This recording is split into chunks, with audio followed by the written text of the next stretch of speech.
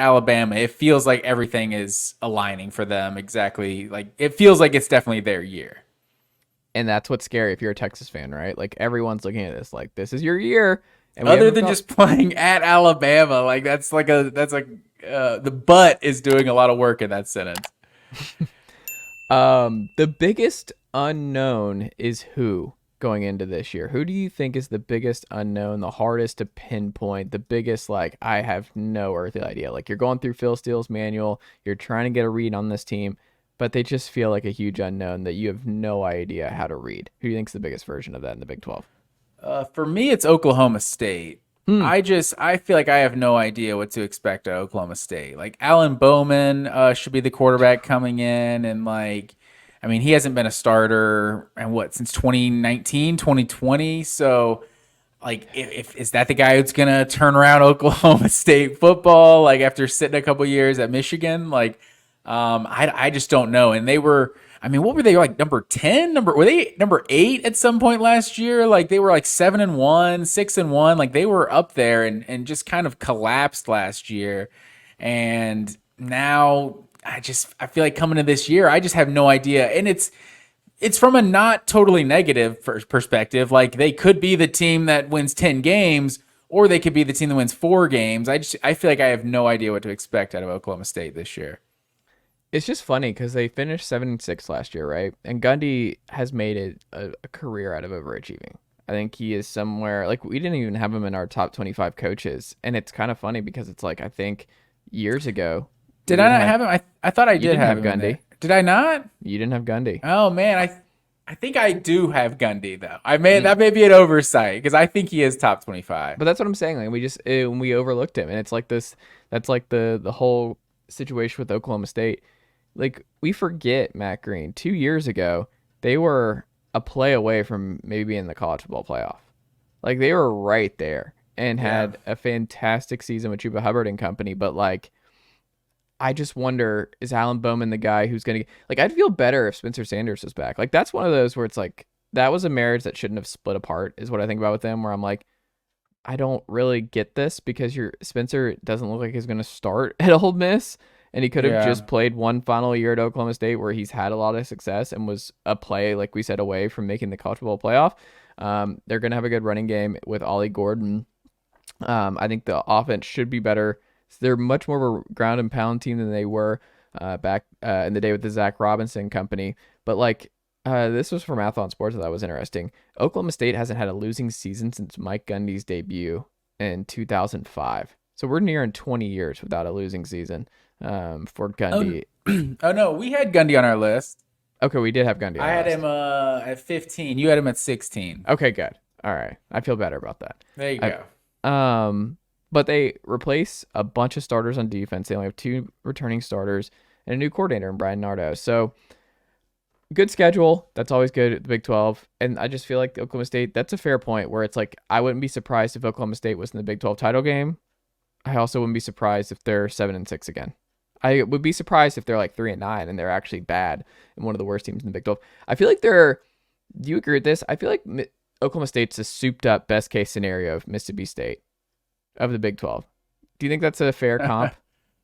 No, I think their ceiling is so much higher than the Mississippi State. Hmm. I feel like Oklahoma State, like maybe just because I remember the Zach Robinson, the Des Bryant years, but like it feels like Oklahoma State. There's nothing really other than Oklahoma. Like there's nothing really keeping them from being like a top like 15 program in the sport, or like just maybe just central on the Big 12 historically being like one of the 3 or 4 best programs in the Big 12, right? Like you would say over the last decade.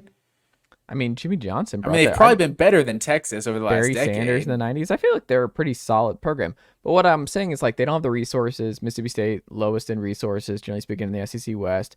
Oklahoma State, lowest in IL, I think in the Big 12 right now. They just seem like they're the team that does the most with the least. I just feel like they have a passionate fan base.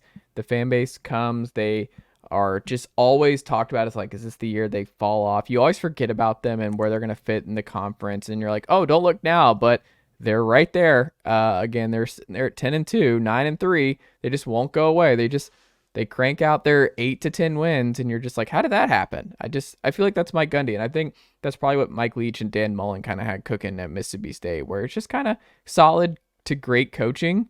It's just under the radar. They do a lot with less. I think they're a lot is with the less T team. Boone Pickens money, is that gone? I thought Oklahoma State had some money. No, they've never really had that because, like, you go back, Jimmy Johnson left Oklahoma State for Miami for this kind of situation. If you read the Cowboys book by Jeff Pearlman on that whole situation, but it's fascinating. I just feel like it's always been a spot where like they've never had the resources and recruiting to actually have the blue chippers to win a title, but they've had enough and developed well enough that they're always in the thick of things, at least in the Big 12. Yeah, and I wonder, what this new Big 12 is really going to do for Oklahoma State, because the in-state, obviously you saw what Texas Tech A&M became once A&M joined the SEC. It really elevated A&M, so maybe it makes Oklahoma even more superior than they already were to Oklahoma State. But what you got to keep in mind is potentially winning the Big 12, regularly. Oklahoma State could potentially get just as many playoff berths as Oklahoma does over the next 10 or so years, just kind of based on the conference and the automatic qualifiers and that sort of thing. So it's not necessarily the worst thing for Oklahoma State. Obviously, the money is just massive, and that's going to have just huge repercussions down the road. But, in terms of potentially, I would say just looking at the programs on paper, I'm not taking more than like 2 of these new Big 12 teams as just overall programs and like ceiling over Oklahoma State. Like they have a pretty consistent tradition over in recent history of winning 10 plus games. Fair. That's fair.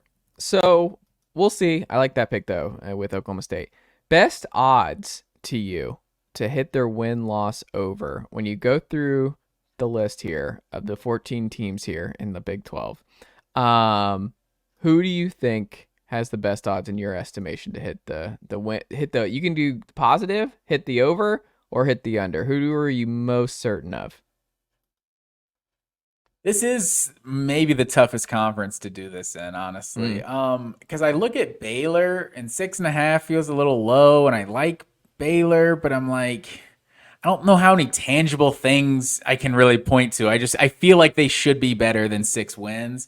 But I look at Kansas. If Jalen Daniels can stay healthy, like 6.5, I think Kansas should be able to easily do win 7 games this year. Like obviously his health completely derailed last season, but I don't know. You look at the preseason first team All Big 12. Like they got like 3 guys on first team. Kansas does like.